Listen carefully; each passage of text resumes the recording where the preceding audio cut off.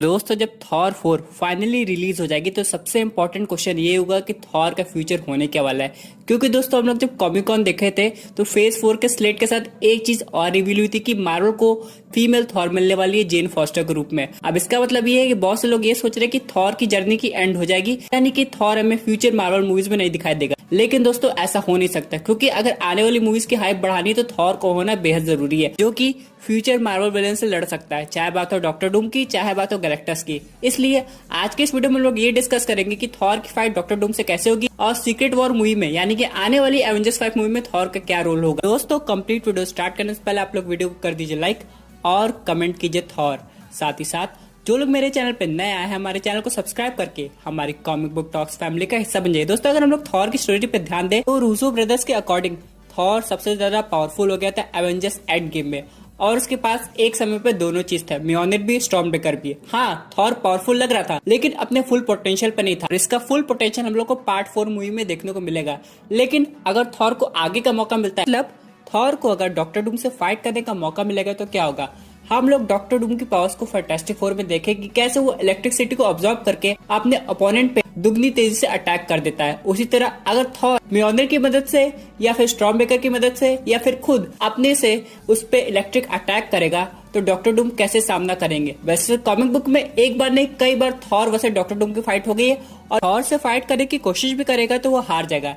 एक बार क्या हुआ था, डॉक्टर डूम ने अपनी खुद की एक आर्मी बनाई थी और उसे एसगार्ड पे भेजा था एक वेपन लाने के लिए जो कि फ्रॉस्ट जायंट यूज करते थे। आपने इसे थॉर 1 मूवी में देखा होगा।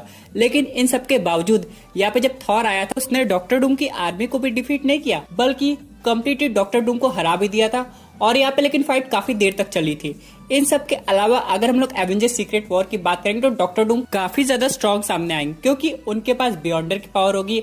और बियॉन्डर की जब पावर आती है किसी के पास तो मल्टीवर्स में हर एक एंटिटी को कंट्रोल कर सकता है और उसके जैसे बाकी एंटिटीज को भी अपनी टीम में ला सकता है। फॉर एग्जाम्पल जब डॉक्टर डूम बियॉन्डर जैसे बन गए थे तो उन्होंने थॉर को अलग अलग मल्टीवर्स से लाया और अपनी खुद की एक थॉर कॉर्प्स बना ली, और इसीलिए उनको डिफीट करना ऑलमोस्ट इम्पॉसिबल है।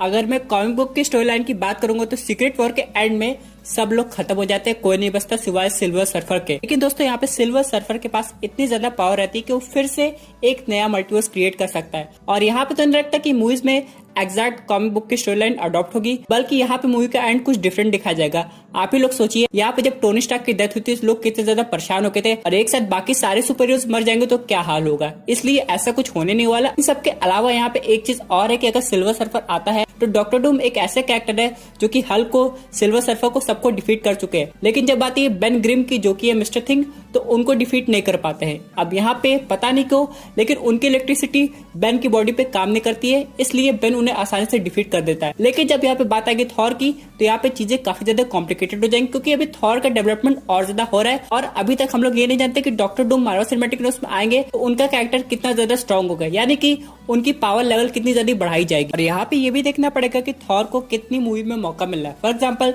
थॉर 4 में थॉर को स्ट्रॉन्ग दिखाया जा रहा है, फिर जब थॉर वर्सेस गैलेक्टस मूवी आएगी तो थॉर को सुपर स्ट्रॉन्ग दिखाया जाएगा। लेकिन ये भी डिसाइड करना पड़ेगा कि थॉर वर्सेस गैलेक्टस पहले मूवी आने वाली है कि सीक्रेट वॉर आने वाली है। अगर सीक्रेट वॉर आती है तो हम लोग काफी ज्यादा स्ट्रॉन्ग देखने को मिलेगा, लेकिन अगर गैलेक्टस वाली मूवी आती तो हमें हो सकता है रूइन किंग थॉर दिखे, और रूइन किंग थॉर सबसे पावरफुल वर्जन है थॉर का, इससे ज्यादा स्ट्रॉन्ग कोई हो ही नहीं सकता। और जिस हिसाब से अभी स्टोरी लाइन चल रही है सिनेमैटिक यूनिवर्स में, उसे देखने से तो ये लग रहा है कि पहले डॉक्टर डूम का इंट्रोडक्शन होगा, बाद में गैलेक्टस का इंट्रोडक्शन होगा, क्योंकि जब ये लोग आएंगे उसके बाद ही सिल्वर सर्फर आएगा और फाइनली एंड में जाके गैलेक्टस आएगा। और दोस्तों डॉक्टर डूम के कैरेक्टर को एक और चीज खास बनाती है जो कि मार्वल सिनेमैटिक यूनिवर्स में बहुत पहले से है, जिसका नाम है वाइब्रेनियम। आप लोग ने अगर एनिमेटेड सीरीज देखी होगी तो कैसे ये डॉक्टर डूम कैप्टन अमेरिका की शील्ड को रिवर्स इंजीनियरिंग करके अपने लिए एक बॉडी आर्मर बनाना चाह रहा था।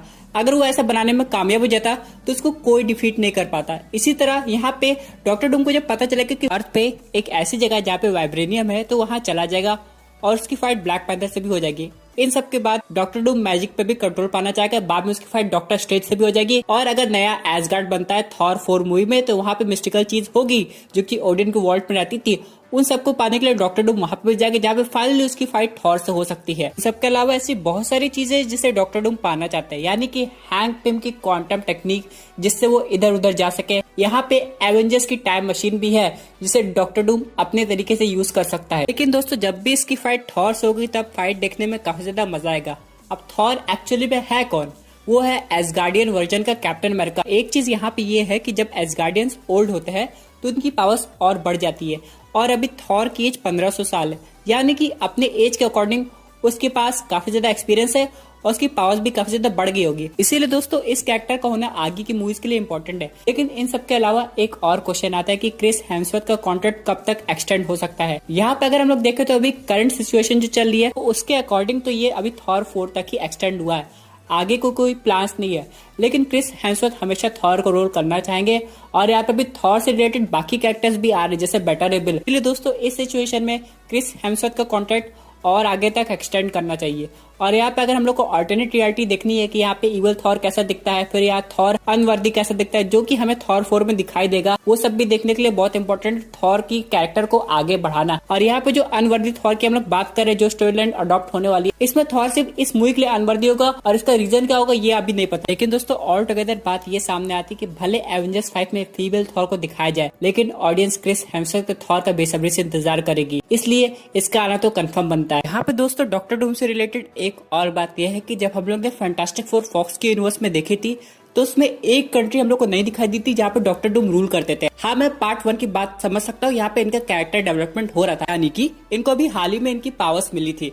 लेकिन अगर पार्ट 2 मूवी की बात करें तो अब तक इनकी कंट्री बन जानी चाहिए थी जहाँ पे ये रूल करते हैं।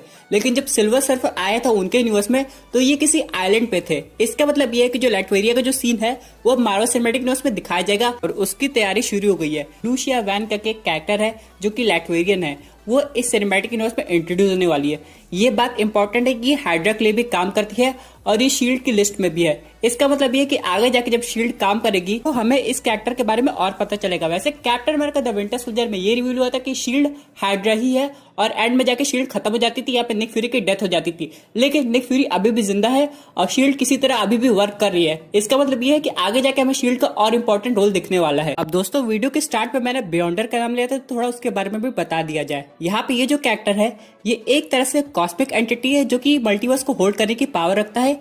इन सब के अलावा इसने अलग अलग प्लैनेट्स के पार्ट से एक सेपरेट प्लैनेट बनाया था जिसका नाम बैटल वर्ल्ड रखा था। फिर इसने बाकी जो जितने भी सुपर हीरो है और सुपर विलेन है सबको अलग अलग मल्टीवर्स से लेके एक बैटल वर्ल्ड के प्लैनेट पे रख दिया और बोला तुम लोग को आपस में फाइट करनी चाहिए। और यहाँ पे जब सीक्रेट वॉर पार्ट 2 आई थी तो उसके बाद बियॉन्डर अर्थ पे आया था, वो भी ह्यूमन फॉर्म में। उसने कई सुपर हीरो के साथ इंटरेक्ट किया, उसने कैप्टन अमेरिका से बात की और उसने डेयर डेविल को आई साइट भी दे दी थी। आप लोग जानते हो कि डेयर डेविल ब्लाइंड कैरेक्टर है, लेकिन बियॉन्डर ने जब उसे आई साइट दी तो डेयर डेविल ने बोला कि मुझे ब्लाइंड फिर से बना दो क्योंकि ये पावर्स तभी काम करेगी। इन सब के बाद यहाँ पे डेडपूल का भी इंट्रोडक्शन हुआ था जिसे किंग पिन ने हायर किया था बियॉन्डर को मारने के लिए, लेकिन उस स्टोरी को पार्ट 3 के लिए शिफ्ट कर दिया गया। इसका मतलब ये है कि अगर सीक्रेट वॉर 2 मूवी आएगी तो यहाँ पे डेडपूल रहेगा। वैसे डेडपूल एक ऐसा कैरेक्टर है दोस्तों कि सब लोग पार्ट 1 मूवी में भी इंट्रोड्यूस कर सकते हैं, कोई दिक्कत नहीं होने वाली है। और रायन रेनॉल्ड्स तो कब से मार्वल सिनेमैटिक यूनिवर्स का हिस्सा बनना चाहते हैं, तो उनको बस एक मौका चाहिए आने का यहाँ पे। लेकिन दोस्तों डॉक्टर डूम को इंट्रोडक्शन सिर्फ फैंटास्टिक फोर से कनेक्टेड नहीं है, बल्कि यहाँ पे मल्टीवर्स ऑफ मैडनेस से भी है। यहाँ पे मल्टीवर्स ऑफ मैडनेस में बहुत सारे कैरेक्टर्स ऐसे जो कि आ सकते हैं जैसे नाइटमेयर, मेफेस्टो, और यहाँ पे कॉमिक बुक में डॉक्टर डूम और मेफेस्टो की फाइट होती है। वैसे दोस्तों ये कम्प्लीटली डिपेंड करेगा कि कौन सा विलन सामने आने वाला है।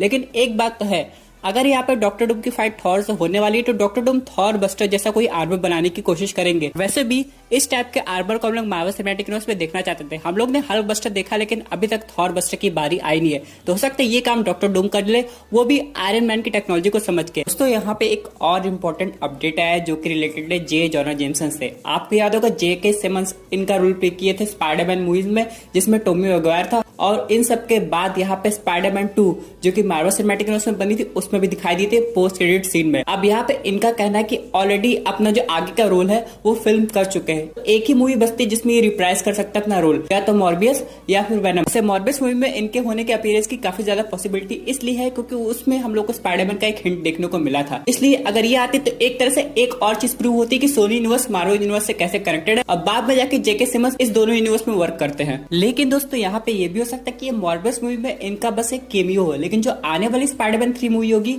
इनमें इनका एक मेजर रोल होने वाला है, क्योंकि जब से पोस्ट क्रेडिट सीन हम लोग देखे थे तब से स्पाइडरमैन को क्रिमिनल प्रूफ करने की कोशिश करेंगे। और मिस्टीरियो ने जेमसन को जो एविडेंस शेयर किए थे वो तो बस एक एग्जांपल था, हो सकता है उनके पास और सारी फुटेज हो जो कि स्पाइडरमैन से रिलेटेड हो और बाद में उसको रिप्रेजेंट करे। दोस्तों ये थी एक अमेजिंग सुपर हीरो अपडेट जो कि रिलेटेड थी थॉर के इन्वॉल्वमेंट की एवेंजर्स 5 मूवी में। आई होप आपको ये वीडियो पसंद आई होगी। वैसे आपके क्या व्यूज है इस पर्टिकुलर टॉपिक पे, अपने व्यूज जरूर कमेंट कीजिए। और दोस्तों अगर आप ऐसी unique super hero content enjoy करना चाहते हैं तो हमारे चैनल को सब्सक्राइब करके हमारी सुपर हीरो फैमिली का हिस्सा बन जाइएगा। Thank you for watching.